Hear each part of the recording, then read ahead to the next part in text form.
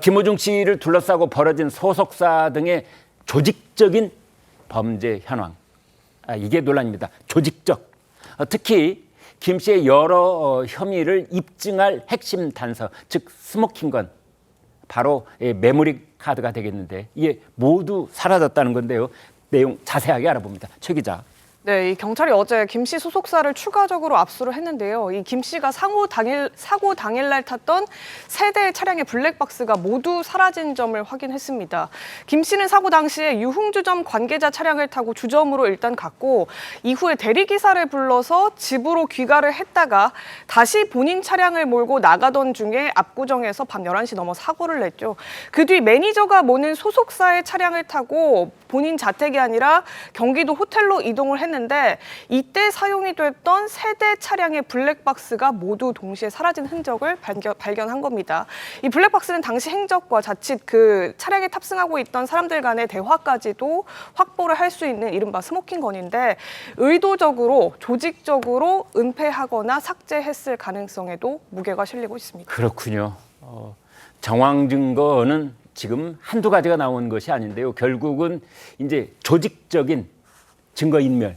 왜냐? 블랙박스가 3개나 사라졌기 때문에 이런 얘기입니다. 여선웅 행정관께요. 자, 그렇다면은 이제 조직적인 부분이 몇 가지가 더 늘어나는 셈이에요. 대리 출석도 조직적, 증거인멸도 조직적. 이렇게 봐야 되는 겁니까? 맞습니다. 그러니까 증거인멸 같은 경우에는 소속사가 인정을 이미 했어요. 네. 그러니까 이제 그 증거인멸 교사만 이제 남은 거거든요.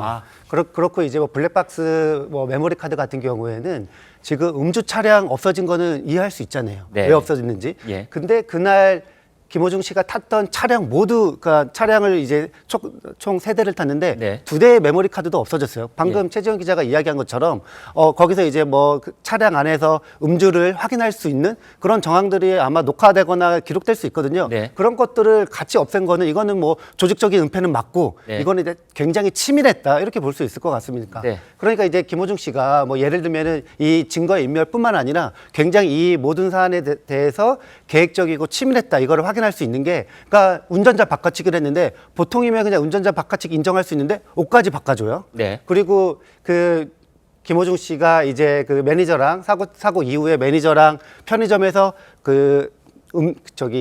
술을 사는 장면을 CCTV에 찍혔거든요. 네. 이것도 지금 법조계에서는 이거는 음주 이후에 네. 이거는 사고 이후에 내가 술을 마신다는 것을 보여주기 위해서 일부러 찍힌 것이다. 이런 이야기가 나오고 있거든요. 보여주려고 일부러. 네. 그렇기 때문에 지금 김호중 씨는 뭐 이거 블랙박스 메모리 카드 뭐 이거 훼손 인멸뿐만 아니라 지금 거짓 정황들이 그리고 거짓말들이 계속 나오고 있다 이렇게 보시면 될 것 같습니다. 네.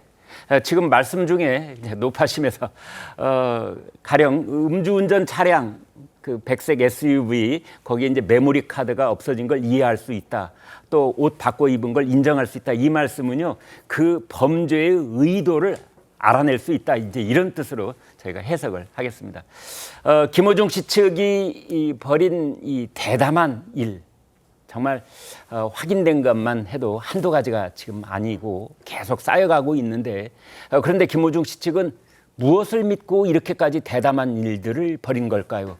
혹시 아까 말씀 주신 것처럼 한때 검찰 최고위직에 올랐던 전관 출신의 담당 변호인을 철석하지 믿고 있는 건 아닐까요? 관련 영상 보시겠습니다. 사실관계를 모두 인정을 했고 마신 술의 종류, 양 구체적으로 다 말씀을 드렸습니다. 한순간의 거짓으로 국민들을 이렇게 화나게 했고 뒤늦게라도 시인하고 국민들한테 용서를 구하고 있습니다. 이거 꼼수 출석 아니냐 이런 말도 있는데요. 어떻게 생각하십니까? 규정상 경찰청 공보규칙 16조를 보시면 비공개가 원칙입니다. 국민들한테 직접 사과를 하고 고개를 숙이는 게 마땅하나 본인의 아직 사정이 여의치 않은가 봅니다. 네, 조남관 변호사가 공보규칙 제16조를 얘기했기 때문에 제가 그걸 여기 프린트해서 왔습니다. 16조 항목 중에 조남관 변호사는 절반만 얘기한 겁니다. 지금 얘기한 비공개 원칙 뒷부분에는 불가피한 경우가 또 나와 있습니다. 네, 그럴 때는 경찰서에서도 이제 공개가 될 수 있다라는 뭐 그런 단서 조항이 또 있기는 있습니다. 자, 이제는 그 다음 단계를 알아봐야 되는 이제 그런 순서입니다. 술의 종류.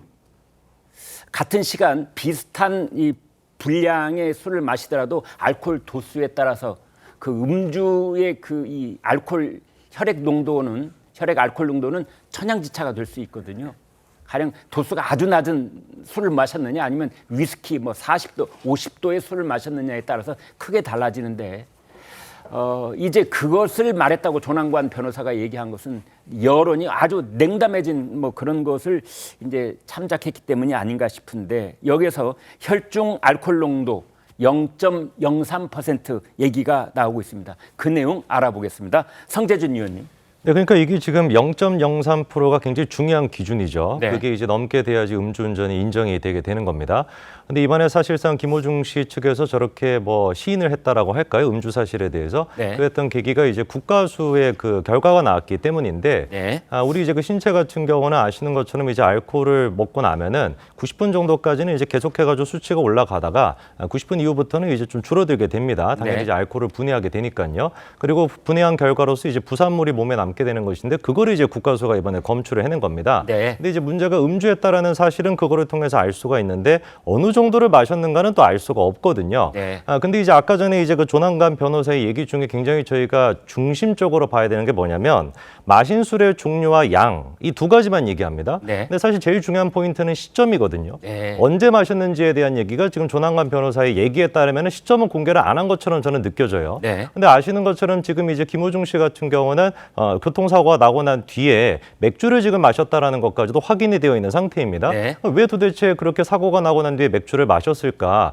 내가 내 몸에서 알코올이 이렇게 검출이 된 거는 운전하기 전에 술을 마셔가지고 검출이 된 게 아니라 음주 이후에 술을 마셨기 때문에 검출이 된 것이다. 그런 식의 어떤 논리를 만들기 위해서 맥주를 마셨다고 생각이 들거든요. 네. 저는 그렇기 때문에 조남관 변호사가 지금 얘기를 할 때 그 시점에 대해 가지고는 구체적으로 얘기를 안 했을 가능성이 굉장히 높아 보이고 그거를 생각해 가지고 아마 음주 혐의는 좀 빠져나갈 수 있을 것 같다. 법리적으로 그렇게 판단하는 것 같습니다. 네. 더더욱 그렇기 때문에 지금 이제 스모킹 건이라고 아까 전에 언급이 됐었던 세대의 지금 차량입니다. 심지어 유흥업소의 그 어떤 그 직원이 운전했던 그 차량, 거기다가 김호중 씨의 본인의 차량, 네. 그리고 이제 소속사의 차량까지 세 대의 지금 메모리 카드가 다 없어졌다라는 것인데 그거를 경찰이 최대한 빨리 확보를 해가지고 거기에 아마 이제 그 목소리까지도 녹음될 가능성이 있기 때문에 음주 여부나 이런 부분들에 대해서 빨리 확인이 필요해 보입니다. 네. 자, 그래서 음주에 대한 구체적인 내용들 그날 낮부터 저녁 밤늦게까지 있었던 일들에 대한 소상한 이제 그런 전경들이 다 밝혀져야 될 겁니다. 아마 시청자 여러분들의 관심은 그 다음 단계로 넘어가 있을 거라고 생각을 해 봅니다. 결국은 이제 범죄에 대한 전체적인 모양은 얼추 드러났기 때문에 그 다음 김호중 씨는 어떻게 될까? 이 점 아니겠습니까? 어떤 죄값을 얼마만큼 치러야 하는 것일까? 가령 무죄가 가능한가? 그 다음 단계인 벌금형인가? 아니면 교도소에 들어가야 될 정도인가? 이제 여기 얘기가 있는데 천차만발입니다. 전문가들 목소리로 직접 한번 들어보겠습니다. 술을 특정 시점에 0.03% 이상으로 마셨다라는 얘기를 한 건 아니잖아요. 위드마크 공식만 있을 때는 사실 무죄가 날 수 있는 가능성이 크다는 것이죠. 일반인이 이와 같은 행위를 했다면 벌금형으로 끝날 수 있습니다. 하지만 범인 도피, 증거인멸, 또 공인으로서의 위치 이런 부분 감안된다면 벌금형 선고될 사안은 아니고 집행유예형 선고될 것이냐 실형 선고될 것이냐 이 문제만 남았다고 볼 수 있습니다. 위험, 음주, 치상이라고 하는 죄는 사실상 이런 수치가 없어도 음주의 영향으로 정상적인 운전을 못할 수가 있었다고 하는 증거들이 입증이 되면 막 비틀거린다든가 혀가 꼬인다든가 이거는 1년 이상 10년 이하의 또 중형에 처해질 수 있기 때문에 그걸로도 간접 증거가 간접 증거로 되는군요. 되면 네, 심지어 전문가 입에서 15년 중형에 관한 언급까지 나왔습니다. 최국장께요. 자, 그렇다면 지금 이제 김호중 씨에게 적용될 수 있는 혐의 몇 가지나 됩니까? 그 일반적으로 얘기해서 이제 사고라는 건 날 수가 있잖아요. 네. 그게 뭐 술을 먹었던 먹지 않았던 사고는 날 수 있어요. 그런데 만약에 음주운전 하나였다면 지금 어느 전문가가 얘기하듯이 그 음주운전으로 해서 음주운전의 그 결론은 대개의 경우 그제 사고가 나지 않았으면 네. 대개의 경우 뭐 면허 취소나 뭐 이런 걸 하고 벌금형 뭐 이렇게 끝나는 경우가 많아요. 네. 근데 이제 김호중 씨 경우에는 그거를 인정하지 않았어요. 네. 그리고서 사고가 났습니다. 그걸 다 부인했습니다. 증거인멸했습니다. 이러다 보니까 예. 단순하게 그냥 뭐 벌금형으로 끝날 수 있는 거를 본인이 지금 죄를 몇 가지를 계속 더 추가한 셈이죠. 네. 뭐 뺑소니, 뭐 그다음에 이게 이제 사고 후 미조치라는 거고요. 네. 그다음에 운전자 바꿔치기, 도주치상. 왜냐하면 그 상대 운전자가 그 전치 2주의 상처를 입었거든요. 네. 그러니까 도주치상, 그다음에 증거인멸 교사 뭐 해서 총 합쳐보면 한 7가지 정도의 범죄 혐의가 추가로 된다는 거예요. 그러니까 예를 들어서 앞에 음주가 무죄가 나온다 할지라도 지금 네. 0.03%인지 이게 0.0인지 0.04인지 좀 애매하다 그러면 네. 그 부분에 무죄가 나올 수는 있거든요. 네. 근데 음주는 무죄가 나오더라도 그 이후의 조치와 관련해서 무려 7가지 정도의 범죄 혐의가 있기 때문에 네. 이것만 가지고서도 아마 구속이 가능한 것 아니냐. 더군다나 뭐 메모리 카드 제거 뭐 이런 부분도 이게 다 증거인멸이거든요.